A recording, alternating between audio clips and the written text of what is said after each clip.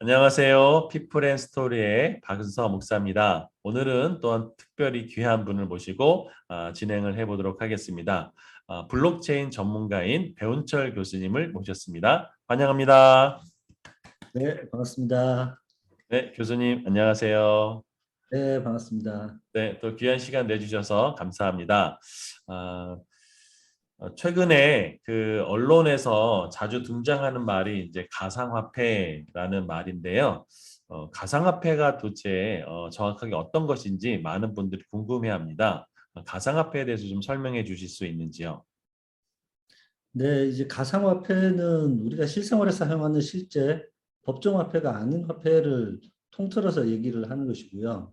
예전에는 이제 인터넷 게임 등에서 사용되는 게임 화폐를 말하기도 했고, 최근에는 블록체인 생태계에서 사용되는 암호화폐를 다르게 부르는 용어로 쓰이고 있습니다.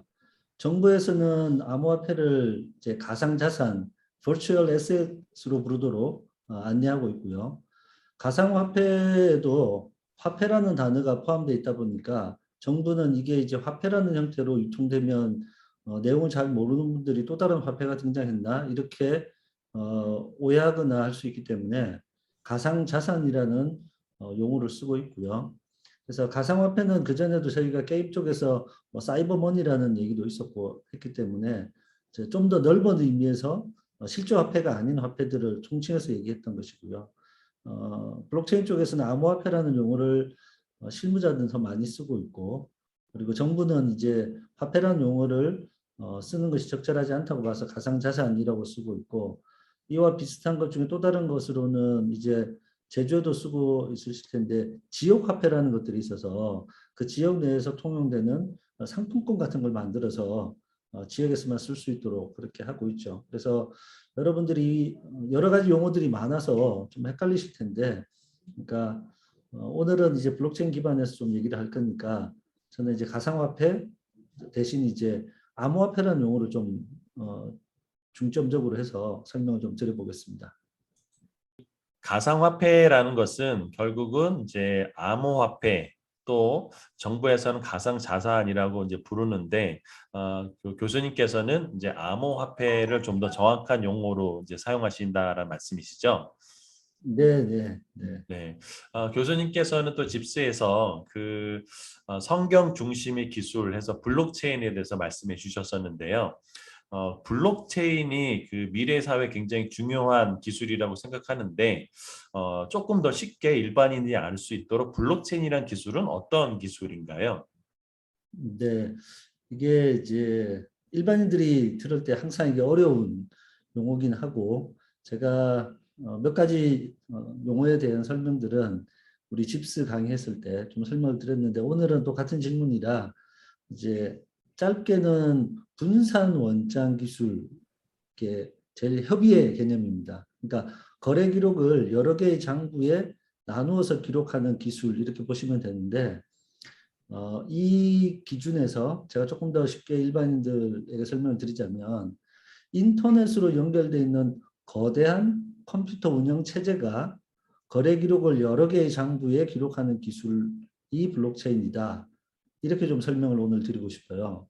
그러니까 블록체인 하게 되면 이제 뭐 여러 가지 용어들을 설명하는데 실제적으로는 이게 인터넷에 연결되어 있는 컴퓨터들의 컴퓨팅 파워 연산 능력을 활용해서 어떤 업무들을 일들을 처리해 나가는 것이고 그리고 그 처리해 나가는 과정에서는 거래라는 것을 기록하게 되어 있는 게 가장 중요한데 이 거래는 사전적 의미로는 주고받는다 이런 뜻이에요.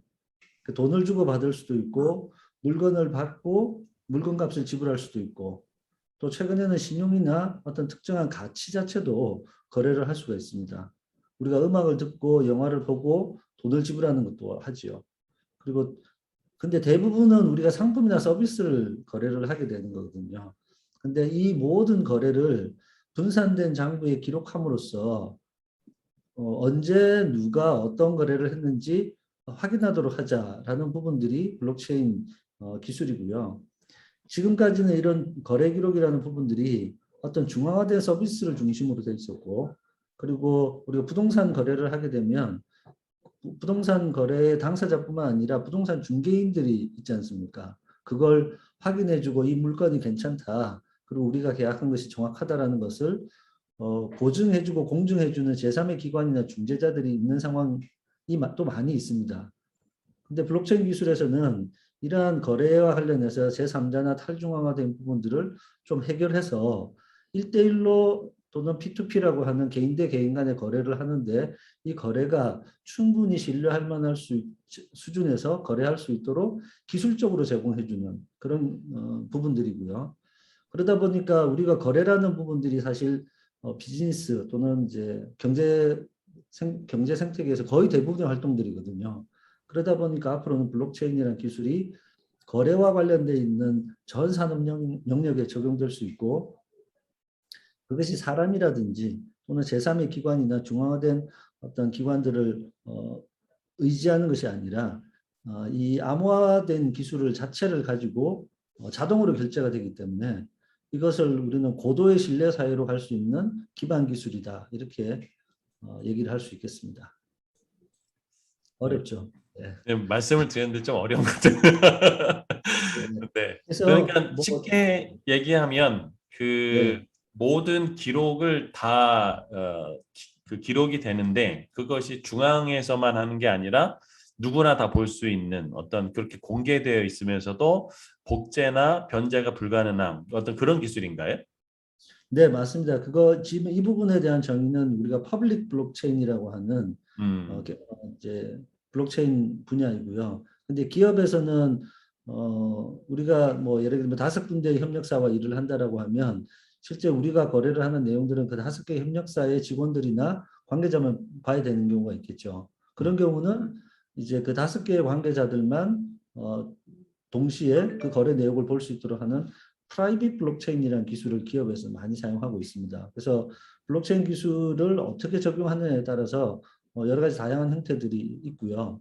제가 앞서 설명했던 것처럼 이 블록체인 기술은 인터넷에 연결되어 있는 컴퓨터들의 컴퓨터 역량들을 어떤 프로그램들을 올려서 활용한다는 부분들이 최근에는 훨씬 더 중요한 핵심 사항이거든요.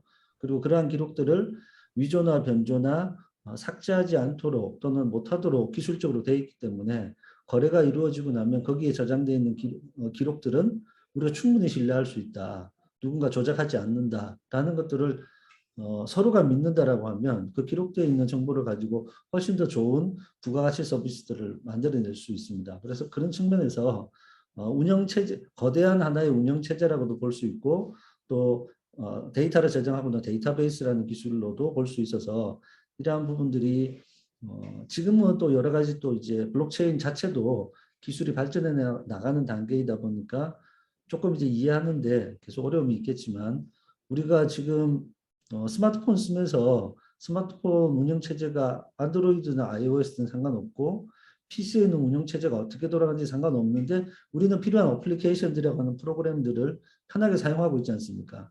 그런 것처럼 블록체인은 이러한 IT, ICT의 근간이 되는 기술로 자리를 잡은 다음에 우리는 그냥 편하게 서비스를 썼는데 그러한 거래의 기록들이 잘 저장되고 잘 기록되고 수정 삭제되지 않는 신뢰할 수 있는 상태로 저장된다. 이렇게 좀 이해하시면 좋겠습니다. 네. 그러니까 일반에서 사용하는 그 블록체인 기술이 있고 또 기업에서 공개하지 않으면서도 관계자들만 볼 수 있는 어떤 그런 프라이빗한 그런 이제 블록체인 기술이 있다라고 말씀해 주신 것 같아요.